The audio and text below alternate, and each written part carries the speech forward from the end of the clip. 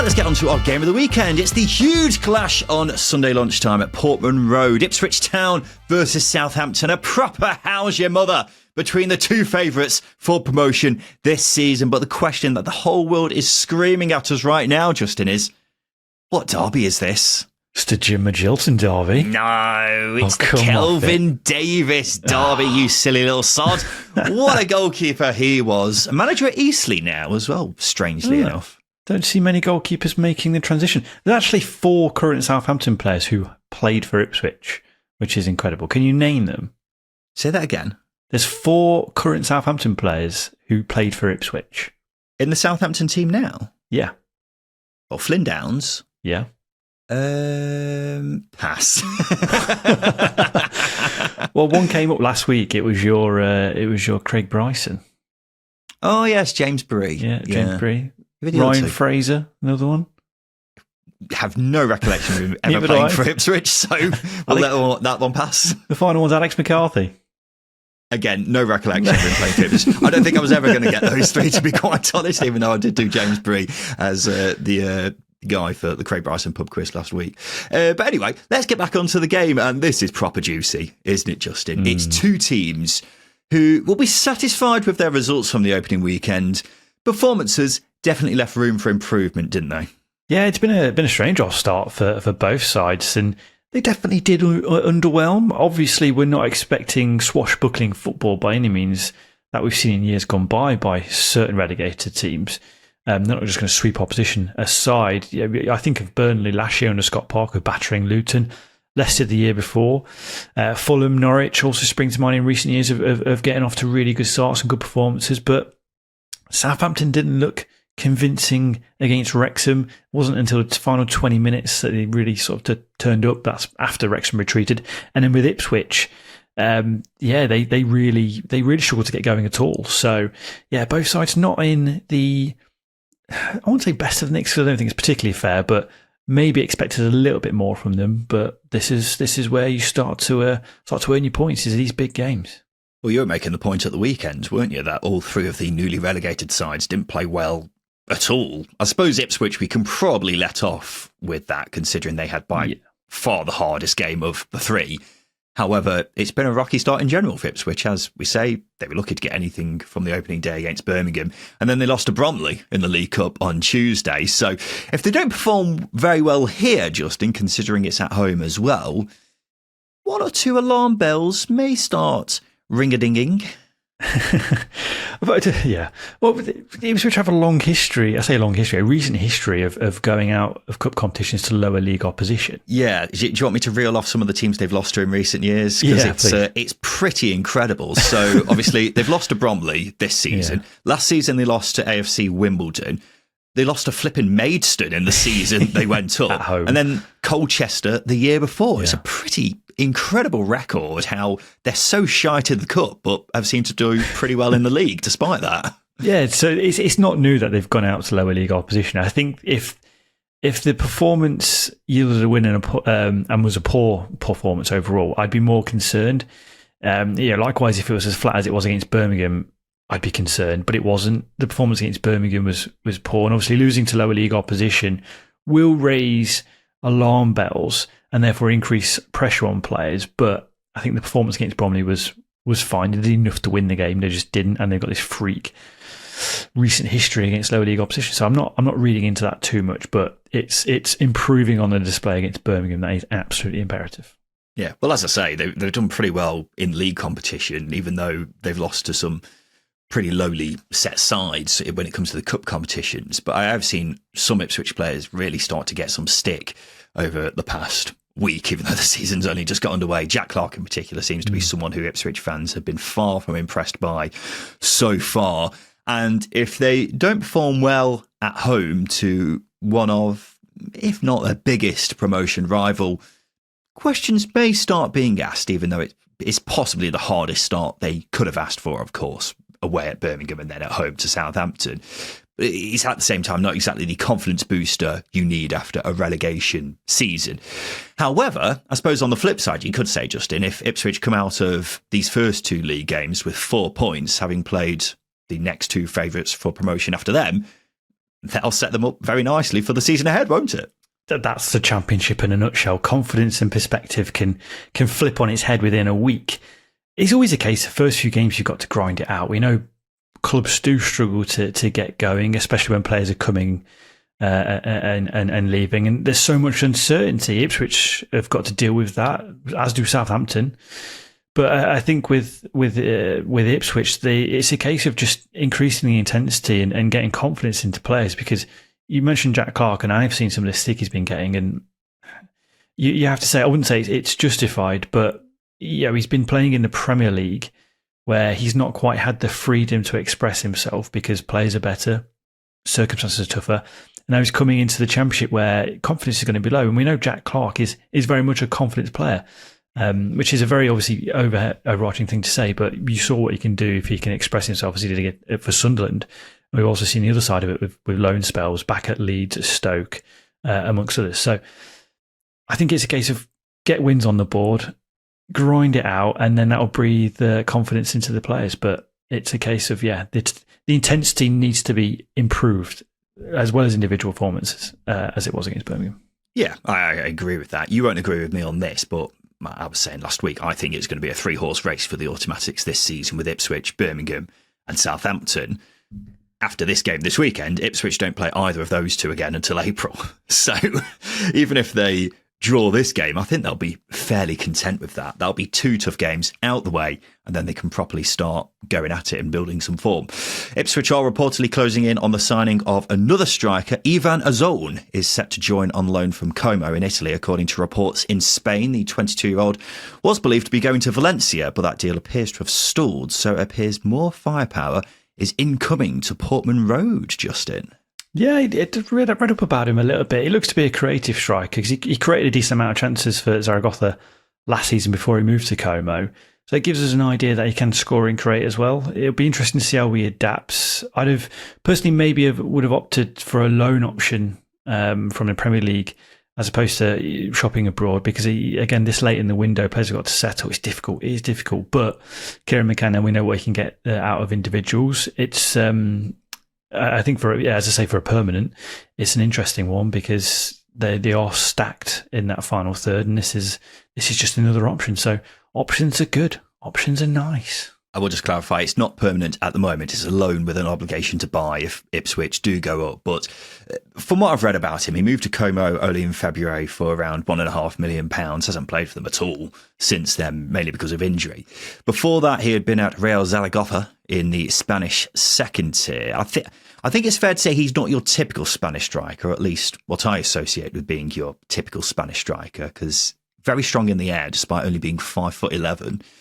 Goal return isn't mind-blowing, but he is only 22 and had been linked with clubs in the Bundesliga and La Liga, including, of course, Valencia. So for Ipswich to get him in the Championship would be very interesting to see how he gets on. But let's talk about Southampton, Justin, because they will also need to perform a lot better here than they did against Wrexham if they want to get anything at Portman Road this weekend, won't they? Yeah, massively. They were very disappointing against Wrexham. I think on reflection a little bit more, I think a late win can really mask over a lot of the negativity I felt coming out of that performance. And I'm not a Southampton fan, so I look at it with a different point of view. But yeah, last minute win can really paper over the cracks, and what I saw was some pretty significant cracks. They were flat, they were lethargic in possession, not really direct enough at times. It wasn't until the final 20 minutes against Wrexham that we saw that, and that's because substitutions like Ryan Manning came on. They stretched the game. Damien Downs added a physical presence into the box, which occupies defenders as much as anything. That's what we need to see, and I think if they approach it with the same mindset against Wrexham, they will lose to Ipswich. Things need to change. Not only do personnel need to change, but also mentality going into these games as well. Yeah, I was very unimpressed with Southampton in that game. Ipswich can at least say they were playing one of the hardest games of the season. Southampton were at home against a Wrexham side who were still assembling themselves. Do you know what I mean? And Southampton struggled for so much of that game out of possession. They were so open on so many occasions. In possession, I thought they were slow and really struggled to break Wrexham down. And then, as you say, that breakthrough came because of a wonder goal. This is a much sterner test right here. So you said you think there'll be a change just in terms of the lineup, expecting Will still to ring the changes. Yeah, he needs to. He needs to. They were too negative last week. Weirdly, though, I think they almost have to adopt that mindset going into this Ipswich game because it is a tough game. He's not going to commit as many tackers against Ipswich as he did against Northampton in midweek in the Cup and Wrexham that final 20 minutes. But Taylor Harwood-Bellis started against Northampton, Ryan Manning, Damien Downs, they all started in the midweek Cup game. And they all have to start this game for me if Southampton are going to come away with 3 points. As I say, it's going to be a difficult fixture, but that gives them the best chance of winning. As I say, too negative last week.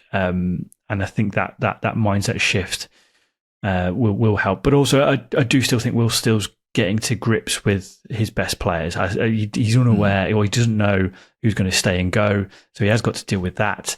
But as I say, just far too negative against Wrexham. Probably that starting 11 could have done a job against Ipswich this weekend, which is ironic. But yeah, needs to be better. Yeah, well, I didn't say this on Sunday, mainly because we ran out of time, but Southampton went with a front three of Adam Armstrong on the right, Brereton Diaz on the left, and Cameron Archer up front in most of their pre-season games. So I was surprised in their first game of the season against a team they should be expecting to beat, they went with something completely different. I didn't really understand what the thinking was behind that. So I'll be interested to see what front three they go with here. And it'll also be interesting to see if he starts with a team which was as defensively minded as the one we saw against Wrexham. Because I agree with you, Justin. I think back 3/back 5 plus 2 holding midfielders makes more sense for Ipswich away than it does Wrexham at home. But they can't afford to play as badly as they did because they were really, really shocking. Could we see Mateus Fernandes or Tyler Dibbling return to the team, Peachy? Both have, of course, been linked with moves away. Fernandes started on the bench against Wrexham. Dibbling wasn't included at all. What do you think? Could we potentially see an appearance of either of those two? Well, Fernandes played and scored against Northampton in midweek, so I think it's more likely we see him than Tyler Dibbling for sure. The whole Dibbling scenario is just a strange one. Mainly because it feels like it's been ongoing for a very long time. So I'd be surprised if we see him in a Southampton shirt come the end of the transfer window. With Fernandes, with that big old price tag Southampton want of 50 to 60 million pounds, I think it's hard to see a club matching that. That being said, if he has a very good couple of weeks where he's scoring and assisting and creating consistently, then sure, someone might come in and match it and panic and match it. But I think we will see Fernandes, Dibbling. I'd be surprised if we see him in a Saints shirt again. Yeah, well, according to Sky, Everton still hold an interest in Tyler Dibbling. Southampton are now willing to accept less than the £50 million price tag, which has been on his head pretty much all summer. So it'll be interesting to see whether he does end up staying or not. Who's winning this one? Justin, Ipswich versus Southampton at Sunday lunchtime. I fancy Southampton. Oh, okay. Yeah, I think being away and playing on the counter might suit them a little bit here. I know we've criticised them a little bit because of the performance against Wrexham, but that's in possession. But I think in that transition, especially if you've got someone, let's say they start with that front three of Cameron Archer, Jay Robinson and Ben Brereton, it's very direct. Very, very direct. Or even Damien Downs, there's directness there. And I think with that, against an Ipswich side who are, I think, still finding their feet a little bit, I think Southampton could edge it. I think it'll be tight, and I think it'll be a goal decided between the two teams, and I think Southampton, will nick it. Interesting. I would disagree, because I'm going to go with an Ipswich win, mainly because they're at home for a start, but I also thought Southampton's first performance was more concerning than Ipswich's first performance, and my opinion hasn't really shifted on Ipswich, despite what was a pretty underwhelming performance on the opening weekend. I think we'll learn more about them here. I'm interested to see how they line up, particularly with the additions of Jens Kajuste and Chuba Akpom. But I think it's going to be a very fascinating game in general. Really looking forward to this one, Justin. Right, now it's time for this.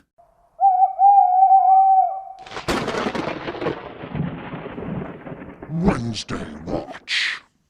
Yes, this is Wednesday Watch here on the second tip. A new feature here on the Preview Show where we look ahead to what's going on with the crisis club that is Sheffield Wednesday. Did you like that jingle, Justin? Yeah, that's the first time I've heard that, and I'm glad I listened to it live. Fantastic, brilliant. It's a bit scary, like an Alton Towers ride, but there we go.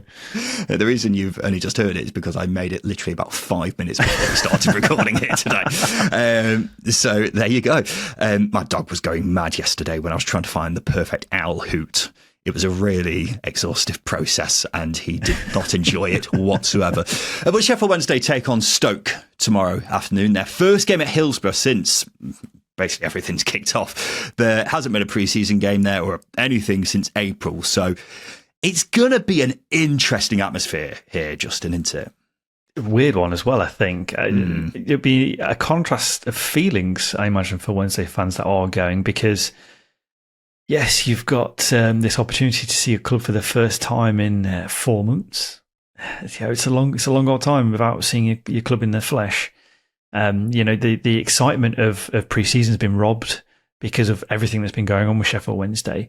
But then there's the added element of everything that is, as I say, going on with Sheffield Wednesday. So yeah, a contrast of feelings, a mix of feelings, but ultimately I think there's going to be unification that will just charge the atmosphere, which will make it an exceptional occasion for Wednesday fans in, as I say, very weird circumstances. Yeah, well, Wednesday fans were in great voice, weren't they, against Leicester at the weekend, and that was only an away section. So I'm hoping it's going to carry on into this game because that will make it a really, really fascinating one. But we'll start with some good news for a change when it comes to Sheffield Wednesday because the North Stand at Hillsborough, which had been closed due to safety concerns, has now been reopened. The City Council told Wednesday last month that supporters wouldn't be able to use the stand after extensive corrosion was found in the roof. But the club said last week that work was being done to ensure it would be reopened for the first game of the season, and it's seemingly been successful. A bit mad that it's only been sorted out around 72 hours before the game kicks off, but good news either way, Justin. Bloody council bureaucracy, that's what it is, isn't it? No, yeah, it's good news because it means there's going to be noise from all sides of the ground at Hillsborough. There'll be backing from every supporter there. I think from the outside, it won't be seen as a figure of fun. It will be a statement. So yeah, it is massive news. A buzzing Hillsborough can act as a real selling point. Symbolic as well for potential buyers, and we know when the place is rocking, it's a great location to watch football. And there's the elements I just mentioned there about, a contrast of feelings, but ultimately I think it's going to be a charged atmosphere, both emotionally and whatnot. I think it's going to be, a great day for Wednesday fans. And obviously with that stand being open, I think that's going to be really, really important to support that essentially. Yeah, a great day in the circumstances, we should point out. Am I right in saying that the North Stand is the one that's opposite the main camera at Sheffield Wednesday games? I believe it is. Forgive me if I'm wrong. So it would look a bit bad if you've got that giant stand, which is completely empty. So that's good news. If I was a fan, would I feel happy sitting in a stand for 2 hours, which had been closed just days before due to safety concerns? Not sure. It is also mad that, as I say, up until 72 hours before the game, season ticket holders in that stand had no idea where they would be sitting. So it's good news and all, but let's not get it twisted. It's embarrassing that the club ever found themselves in that position in the first place, but that's all down to one person and one person only, the guy who we keep talking about here on this podcast. So as I say, protests are taking place before and during this game, all organised by the Sheffield Wednesday Supporters Trust, who are doing a brilliant job, by the way. There's going to be a funeral procession for Sheffield Wednesday through Hillsborough Park with a coffin being carried out the front. Sheffield MPs are going to be speaking and fans are being told to bring things like banners, flags and pyro. Many fans have chosen to stop purchasing tickets and they'll be staying in Hillsborough Park for the game as a sign of protest.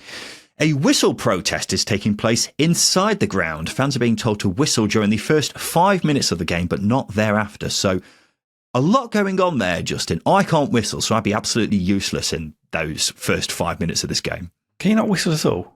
Sorry to deviate from the story a little bit, but you can literally not whistle at all. Shall I try right now? Yeah. That's embarrassing.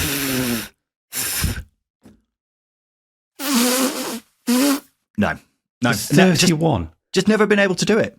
How do you do insane. I can inhale and exhale whistle. There we go. I was getting something going there, but not very good. Yeah, and just slight deviation, but yeah, a lot going on. A lot going on here. A lot going on at Hillsborough this weekend. It's all about getting a story out there, isn't it? In his eccentric way possible. And I don't think you get more eccentric than a funeral procession, because essentially the visual will reach a lot of news outlets and the story will carry. And that's an important thing. I know, again, I spoke about it the weekend. A lot of people will look at this with like deep-rooted cynicism, because on the face of it, it looks daft, but the situation that Sheffield Wednesday are in is a desperate one. And a desperate situation calls for some really, really out there solutions. And these this may be it. But I think what's important to say is, I spoke about it a minute ago, unification. The club's unified, the fans are unified, there's local MPs involved. That's a massive thing. Really, really important. Yeah, but it's all about bringing as much attention as possible to their plight, isn't it? Whether it's whistling, funeral procession, or whatever. If it keeps the media coverage on Sheffield Wednesday, that should help in some way getting a takeover to happen, which is ultimately what we all want to happen. As for the game itself, Justin, considering Wednesday were 16-1 to beat Leicester last weekend at home against a not as strong Stoke side, I wouldn't be back in Stoke in a hurry for this one. That's because you hate Stoke, though, isn't it? Let's get that right.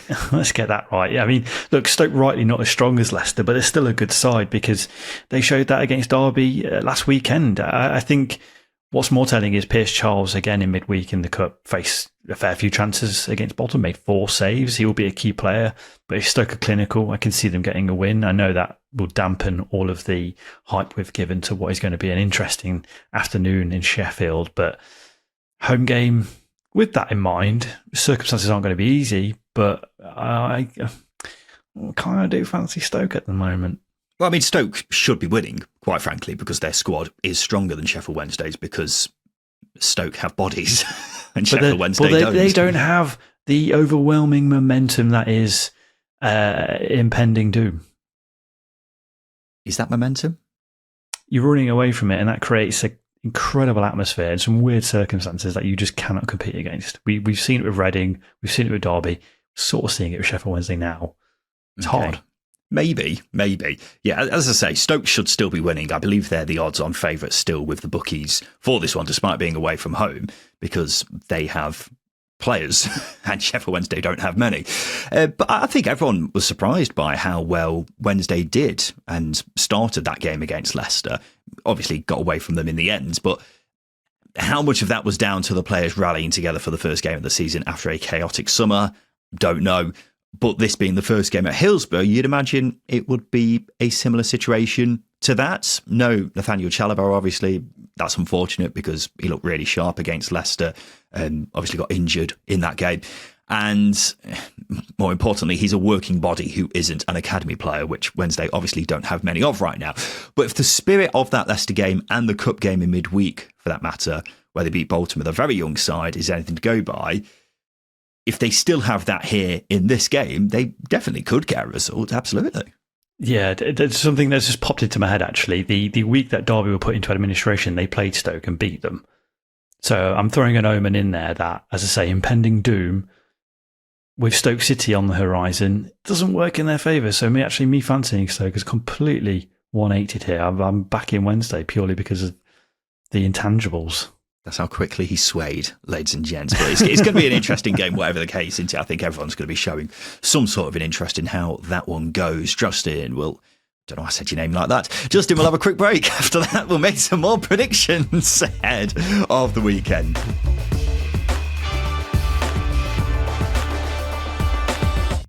Welcome back to the Second Tier Podcast. This is the preview show where we're looking ahead to all the action from across this weekend and making some blooming predictions. So in each preview episode of the Second Tier, Justin and I will each pick a banker, a team we think is guaranteed to win this coming weekend, as well as an outsider. So someone we think is going to win, but is bigger odds with the bookies than their opponents. We're tracking how we do as the season goes on. It's 1 point for a correct banker, 2 points for an outsider. Whoever loses has to do a blooming forfeit, which we're still deciding on at the moment, aren't we, Justin? We've had a few suggestions. We had Fly on our Discord suggest the loser wears a forest kit to Pride Park, which I can categorically say we are not doing. That is a terrible idea. The loser will get their head kicked in. we don't want that on our conscience. We did have an email from Ross who said, as Derby fans, I think the loser should go to a Forest home game, dress in a Forest shirt and then celebrate Forest scoring as madly as possible. All should be caught on camera for the fans of the pod to see, which I'm more open to, but still have a slight fear of the loser getting their head kicked in, Justin. You're relying on Forest winning next season, which, as a biased Derby fan and a cheeky little prediction for next season, I don't fancy that happening very much. Yeah, don't want to do it. Sorry. Yeah, did I ever mention that I went to Forest v Liverpool last season at Anfield? My mate's a Liverpool fan, and he had some tickets going. And I was like, great, get to watch Forest get spanked. Fantastic. Forest get their first win at Anfield in 40 odd years or something like that. And I was like, this is the worst day of my life. So that's an option anyway for what our forfeit is. Phil suggested the Mackey's challenge, where you sit in McDonald's for 24 hours and shave minutes off by eating various things. I personally still think the best idea is doing a 24-hour live stream where the loser has to keep admitting the winner is the more knowledgeable championship expert. It's a lot easier to do logistically. Anyway, Justin. Yeah, I'm going to have a little think about that, because there's a way that we can maybe elevate it. I thought it was popping into my head. Not enough for me to articulate on a podcast. I need 10 minutes. So maybe we can make something like that work. Okay. Well, you have a little think about that, and then maybe we can have a think about it and finally come down to what our forfeit's going to be this time next week, hopefully. But the current scores look like this. It's 2-1 to Justin Peach after he got his outsider correct last week of Bristol City to win away at Sheffield United, which I'm sure went a lot better than he was expecting. And I got my banker correct of Southampton to beat Wrexham, which was never in doubt, of course. Justin, let's go to your banker for this weekend. Take it away, big boy. I've gone with Leicester City to win away at Preston tomorrow afternoon. Bankers were few this weekend, but with Leicester away at Preston, that tickled my eye. I look at it. Was it tickling your eye? That sounds nasty. It's a nice little tickle. I look at the difference in quality here. I think we're still waiting for a few games to get going for us to really start to judge teams. But as I say, that's why I'm doubling down on quality. I'm not big on Preston. They did okay last weekend against QPR, but Leicester were the big chance creators against Sheffield Wednesday. I think that's something that we probably haven't mentioned enough. It's just the amount of chances they created and the amount of saves Pearce-Charles had to make. Him 11, which was by far the most last weekend in the Sheffield Wednesday goal. And with the likes of Jordan Ayew, Abdul Fatawu, Stefan Mavididi, it's hard to see them not creating enough in open play to score. Then there's set pieces. We know Marty Cifuentes is a nifty guy from his time at QPR of creating chances from set pieces. They scored twice from them last weekend. That swung the game in their favour. So this game, even with speculation surrounding outgoings of Abdul Fatawu or Kounou, I'm not worried about them getting results. I think they're strong enough right now to grind through, as we saw last weekend. Yeah, you did sort of miss out the big point of the Sheffield Wednesday game last week, where Sheffield Wednesday had, half a squad. Most of it was academy players, and they were down to 10 men at the end. But yes, that's the squad, isn't it? The starting 11 is still competitive. You introduce players into that. The starting 11 is competitive. It is. It absolutely is. Still by far the weakest in the division, though, isn't it? Certainly bottom three. Absolutely. The starting 11, yes, bottom three. But who have they got a stronger squad than then? No, you're saying squad, not starting 11. Who have they got Who have they got a stronger starting 11 than then? I think with the starting 11 that they've got at the moment, I think it's at least sort of 22nd, 21st. I'm looking at. Give me a clue. I'm still looking at the likes of Wrexham. Anyway, I don't think we need to get. I don't think we need to get dumbed down in that at all, because I still think it's competitive and not as bad as you made out. But with that, they were good enough to create as many chances as they did. It was ridiculous, and I don't think they're going to come up against a goalkeeper who's going to have as good a day as Pearce-Charles every single weekend. It'd be incredibly unlucky. That being said, Daniel Eveson's coming up against his former club, so maybe they will. I think this is an interesting one. Not one I would have gone for personally, even if I don't rate Preston very highly at all, because I was just so unimpressed with Leicester against Sheffield Wednesday. That was the most alarming performance of the opening weekend for me in comparison to what the expectations are. And Preston have also only lost 4 league games at Deepdale since the start of last season, but also because I'm as you kind of alluded to a minute or two ago, Justin, I'm not sure who's going to be playing for Leicester this weekend. As we mentioned in yesterday's show, a fair few players being linked with moves away. You say it doesn't concern you, but I don't know if this is going to be the case or not. If El Kanous, Vataru, the likes of those guys aren't featuring, then Leicester may have a few holes in that team. I don't think there'll be any issue of them featuring. I think they will. I think that's why I'm sort of quite high on them. As I say, bankers were fairly few this weekend, which is why I've gone for an away side. But even with that, there are players that can step up. But I know I've mentioned just 3 there. Even if the game's poised and they're missing attackers, the game's tight. It's a draw. Set pieces are going to be a big swinger here. And as we know, Leicester scored twice from last weekend from set pieces, and Cifuentes is very, very well drilled at those. Let's go to my banker for this weekend. I've gone with Millwall to win at home to Middlesbrough tomorrow afternoon. Millwall were one of the sides I was most impressed with on the opening weekends. They got a great win away at Norwich. Started a little slowly, but really grew into the game and deserved the 3 points in the end. And traditionally, Millwall are a lot better at home than they are away. So if they're now getting results away from home, that being their first win at Carrow Road in 58 years, maybe this really is Millwall's year. They finished last season with 5 wins on the bounce at the Den, and they'll definitely fancy their chances in this one. Middlesbrough got their season off to a good start with a win on the opening weekend against Swansea, which they'll be very happy about.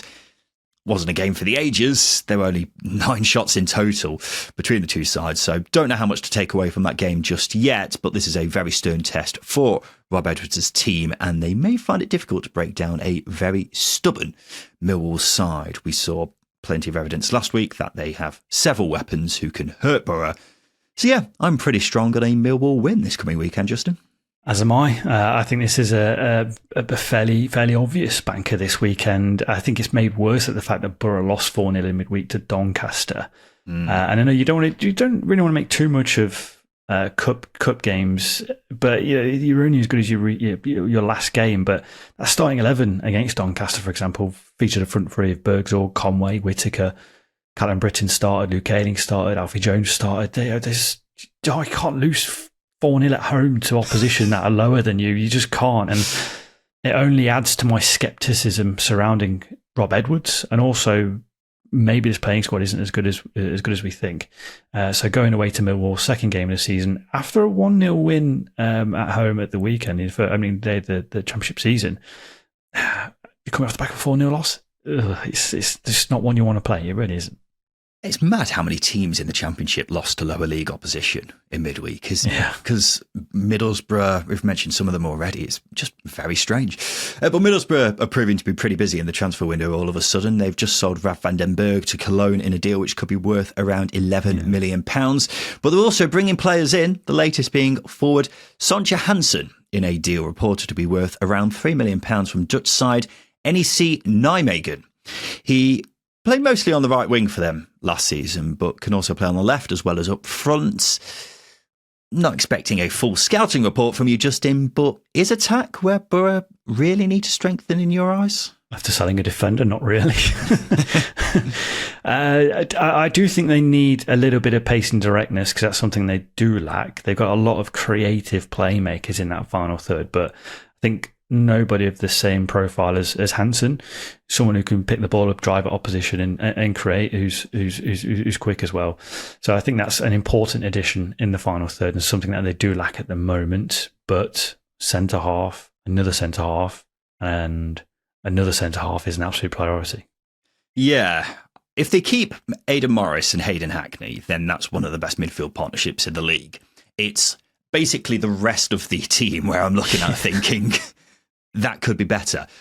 But on paper, the likes of Morgan Whittaker, Bergzor, Conway, plenty of others as well, that has the potential to do pretty well. Defence is where I'm looking at them and thinking they could be better. I mean, Callum Britton's a great signing from Blackburn, but elsewhere is where I think they should be focusing their attention more. But maybe this guy's the real deal. I don't know. Haven't seen enough of him to play. But hopefully Hansen will make Middlesbrough bop. Justin, let's go to your outsider for this weekend. Absolutely no reaction there whatsoever. It's because I don't think he's got it. I have got it. I was thinking of trying to get that in to whatever I'm going to say, because I haven't written it down. It just came to me, and I was like, nothing works here. It's not going to be funny. You're going to look at me bewildered, and I'm going to look at a twat. And I'll just went for it. And you just went for it. And that's why I didn't laugh. I make no apologies. I feel like I'm wasted on this podcast. Let's go to the outsider, Justin. What have you gone for as your big outsider for the weekend? I've gone with West Brom to win away at Wrexham tomorrow lunchtime. West Brom have looked very, very steady in the last 2 games. I know they lost to Derby midweek on penalties, but they shouldn't have. God, they should not have. They created so many chances. Derby had 1 shot on target, came in the 96th minute, which was a spectacular free kick from Joe Ward. They had no right coming away from that game, being in the next round of the League Cup hat, but they were. But take nothing away from West Brom, I have been impressed by them because it's just been very, very steady. Beat Blackburn on the opening day of the season, kept a clean sheet. As I say, they would have kept a clean sheet here against Derby if they hadn't have, if that free kick hadn't gone in. Wrexham, on the other hand, in their last 2 games, conceded a lot of chances, conceded 5 goals as well, conceding 3 to Hull in midweek. And therefore, that concerns me a little bit. And with West Brom, what they've shown in the last 2 games is they can keep opposition at arm's length and nick a game with a goal. That's a big swinger for me, especially with West Brom going away. They'll probably be a little bit tighter. The racecourse will be buoyed by its first championship fixture for a very long time, and that will have some impact, I think, in the game plan that Ryan Mason chooses to deploy. Yeah, 43 years, I think it'll be the first championship game. We weren't born. No, absolutely right, Justin. Good maths from you. So yeah, it's going to be a big occasion, but I think West Brom will definitely fancy their chances because they've had, as you say, a very solid start, Justin. They have been dealt a blow, though, because Torbjorn Hegem is set to leave for £10 million to join Bologna in Italy. A very good defender, isn't he? Christian Bielik reportedly coming in to replace him from Birmingham. Having said that, £10 million for a player who cost you £500,000 just a year ago, it's not bad business at all, that, is it? It's really good business, and I think Christian Bielik, on the face of it, is a good addition. As a starting centre-back in the Championship, I worry a little bit in a back 4. Squad centre-back would work, maybe an anchoring midfielder, or in a back 3. I think he works as a starter. I would like to see a more direct left-footed replacement come in for Hegem, because I think a partnership could have... I know it was only pre-season, but I heard some very good reports of Phillips and Hegem, Nat Phillips and Hegem as a duo. Not to be the case now, because obviously Hegem's left, but £10 million is a decent amount of money to reinvest in a hopefully left-footed centre-half as well. Yeah, well, they obviously signed Nat Phillips, as you say, in the summer, and they also got in the American lad George Campbell as well. So they're stocked there. Whether Bielik is playing in at centre-half, I guess he will be. I personally prefer him playing in midfield, but it doesn't seem like that's going to be the case. Mainly because West Brom are also getting Toby Collier on loan from Manchester United, 21-year-old holding midfielder, so we'll see how he gets on. Speaking of Wrexham, they're still in the process of doing transfer business themselves. They're finally getting Nathan Broadhead from Ipswich. The deal is reportedly costing £10 million. Nathan Broadhead is a very good player, Justin, but £10 million? He's got 1 year left on his contract. Who's negotiating? Who's negotiating? He's 27. He's no disrespect to him. I like him. I think he's a very good player, but he's had 1 full season of Championship football at Ipswich. Did very well that promotion season. Is he worth £10 million? No. Like I said, double down on it. Great player, great addition. But for £10 million, you could have got 3 players who can come in and have an impact. I think it's quite funny we mentioned Hegem coming in for 500,000 at West Brom, and then he's being sold for £10 million a year later. There's nothing savvy about Wrexham's transfer strategy, which is what I've been stressed and panicked by all summer long. They're just throwing money at it. Yeah, I'm exasperated with it. Yeah, I can't disagree with anything you say there. I think Nathan Broadhead is a very good player and significantly strengthens the Wrexham team, but £10 million. I can't believe he's 27 because it feels like he only broke onto the scene like 3 years ago. So yeah, it's too much money, quite frankly, isn't it? But I'm sure he'll end up being a good player for them in some shape or form. Paying back £10 million, though, it's a long way to go. There was a good piece in the Telegraph this week, Justin, which revealed Wrexham's CEO presented budgets for how much they would need to spend in the Championship for survival, a mid-table finish, and to be competitive. Ryan Reynolds and Rob McElhenney, apparently immediately asked, what would it take to reach the top two? So that's apparently what they're going for. The problem is some of the players they're getting, it feels like they don't have to be as expensive as they have been, like your Nathan Broadheads, for example. But I guess it's the Wrexham tax, isn't it? Everyone knows they've got money, so teams can add 30% onto the value for whoever it is that Wrexham want. 30%, fucking hell, and the rest. Yeah, like I said, Nathan Broadhead is a wonderful example of how not to do business in the Championship, because he's got 1 year left on his contract, and you're paying £10 million for him. You do that in the Premier League for sort of a mid-level player, don't you? Not for someone who's got very limited Premier League experience and has one full season in the Championship. It's just daft football economics, and no matter how much money Wrexham bring in through commercial entities, this is stupid. This is just stupid. I mean, the great respect, if you're spending £10 million on a player, do you want to be spending £10 million on a Nathan Broadhead, or do you want to be paying £10 million for a player who you're going to guarantee 20, 25 goals a season, or 20, 25 goal involvements a season? That's what it comes down to for me. It's bad economics. Yeah. In defence of Wrexham, I think 700 grand on Ryan Hardy, very good business. Good. Yeah. Liberato Caciacci, just over 2 million. I haven't seen enough of him yet, but that should end up being good business because he's still on the young side. I just look at the likes of Connor Cody for 2 million, 33-year-old Kiefer Moore for 2 million. That's when I start going, okay, what is the game plan here? I mean, Josh Windass on a free, great value as well. Lewis O'Brien, 5 million, probably about right as well, considering the quality of player you're getting. But when you tell me that Wrexham have spent nearly £15 million on Connor Cody, who's 32, Kiefer Moore, who's 33, Nathan Broadhead, then I look at that and go, I'm not sure that's the value for money that I'd expect to be getting for near enough £15 million. Just go back to that Telegraph piece a sec, Justin. They apparently also have a policy at Wrexham when it comes to signings of no dickheads. Please point me in the direction of teams intentionally signing dickheads. Who has a dickheads policy? Don't know, but it's always a good place to start, isn't it? Yeah, but I feel like it's just a publicity piece, isn't it? Like it's just something that will do well on social media because who intentionally signs dickheads? Who has a dickheads only policy? I won't make the obvious joke here and say they won't be able to sign you then, even though it's so tempting. Well, you just fucking made it, didn't you? So let's go to my outsider for this weekend. I've gone with Derby County to win at home to Coventry City tomorrow lunchtime. Yes, I'm back in Derby again as my outsider. Sue me. But this is a nice little tasty one. Frank Lampard going back to Pride Park. I don't think John Eustace will be planning anything nice in terms of welcome back gifts because he'll probably fancy getting 3 points here. In fact, I was surprised Coventry were the favourites for this one. Derby will definitely fancy their chances. With home advantage, they'll have to play a lot better than they did against Stoke, that's for sure. But, as I was saying at the weekend, there were only 2 of Derby's new signings in the starting 11. So the team wasn't looking as strong as I think many Derby fans were hoping. Slightly worried that's going to be the case again here as well, because a lot of Derby's new signings just don't simply seem to be fit. Having said that, Bobby Clark, David Ozo may come in here. I don't know. However, I'd still back Derby because Coventry didn't exactly pull up any trees on the opening weekends. They're at home against a Hull side many are expecting to struggle, and Hull actually could have won it towards the end.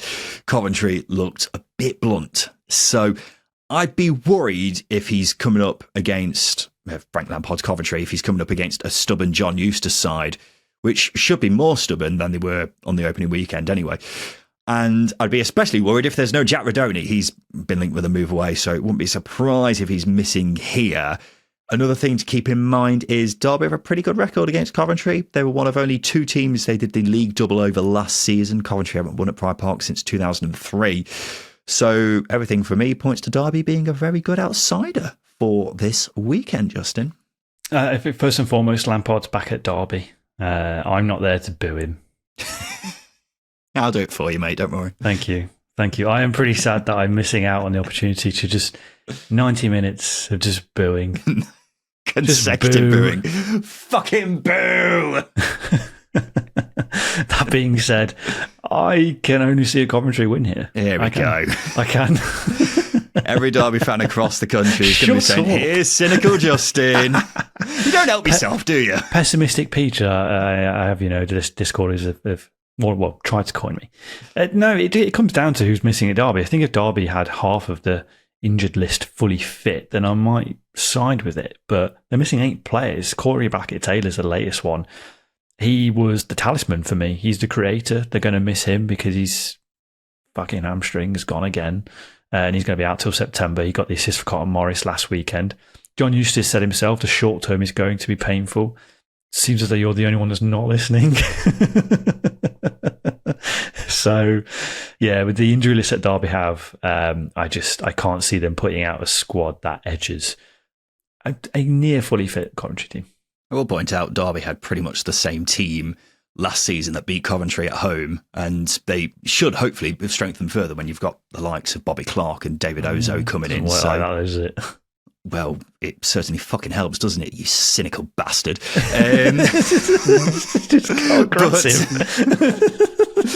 But having said that, it's not ideal, the injury list. Surprising that they've got such an injury list that they have 2 games into the season. Yeah, how the hell has that happened? But yeah, I still fancy Derby nonetheless. Speaking of the Rams, they have bid £1.5 million for Blackburn midfielder Lewis Travis, according to The Athletic. The Lancashire Telegraph say the 27-year-old is also asked to leave. Travis is in the final year of his contract at Ewood Park.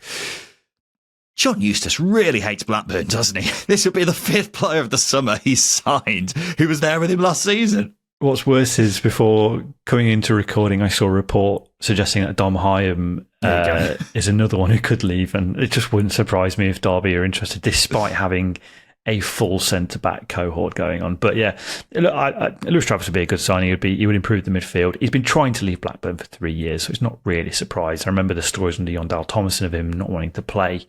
Then he got moved to Ipswich and then back again last summer.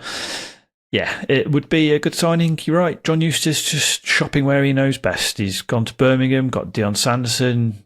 He's Owen Beck. There's potentially Lewis Travis, Danny Bart, who's the last Vyman. one? You got it. Yeah, there you go. Well done. It's we'll take the lot, said John Eustace. Yeah, and he's bloody done it. He has raided his former club, hasn't he? And will continue raiding them until the sun goes down. Right, now it's time for this. All right. Settle down, you lot. It's time for the Craig Bryson pub quiz. Yes, it is, Mr. Barman. It's the Craig Bryson pub quiz, and this is how it works. Justin is going to give me 6 clues about a Championship player, past or present, each more revealing than the last, and I simply have to guess who it is. They must have made over 200 Championship appearances in their career. And don't forget, the Dexter Blackstock rule is in place. What have you got for me, Justin Peach, you bastard? I've played 268 times, scoring 9 goals.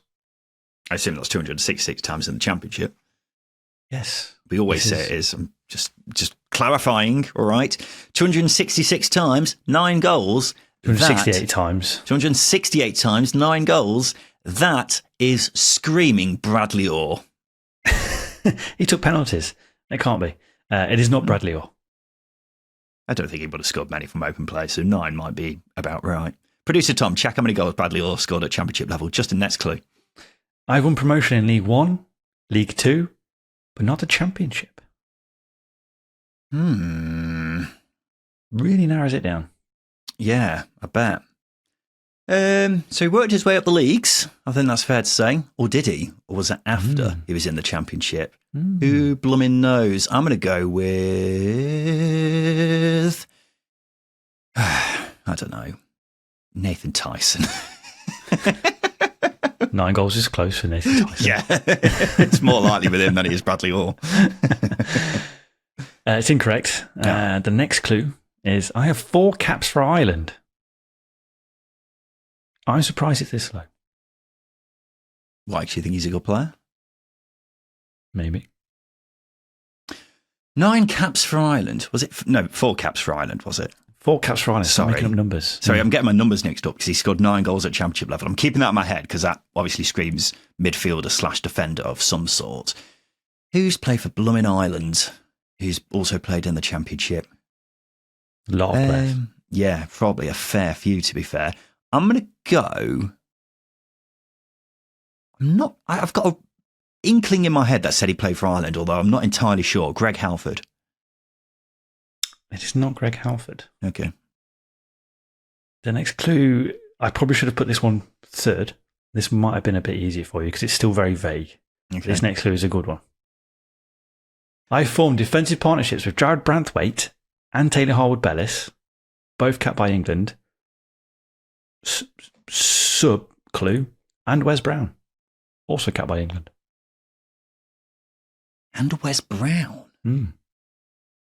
Right, okay. Well, let me try and work this out in my head. Branthwaite, I know, played for Blackburn.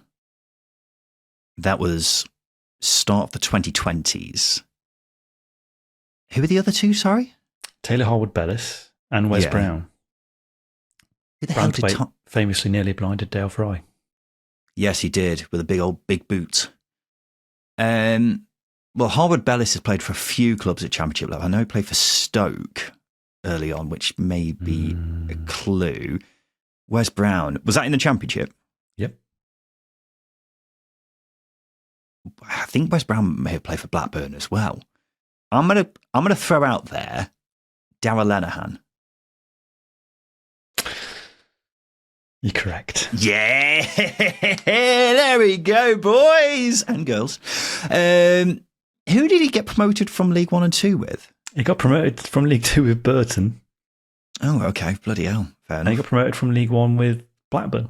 Yeah. Okay, yeah, that does make sense, to be fair. He was at Blackburn for bloody ages, wasn't he? Long time. So long that he played with Wes Brown and Jared Branthwaite and Taylor Harwood-Bellis. At Blackburn? Yep, Taylor Harwood-Bellis on loan at Blackburn. Was he? Yep. I don't remember that at all. So there you go. Good thing I forgot about that. What were the final two clues, Justin? I'm just 31, but did not make a single appearance last season due to injury. Yeah, he had a bad... is his Achilles or something like that? He had a bad something. There you go. Yeah, there you go. I played for Blackburn before signing for Middlesbrough, where I currently am. Yes. I would have gotten that. For someone who's been out of action for so long, it's quite easy to forget. Yeah, because he's still on the books at Borough.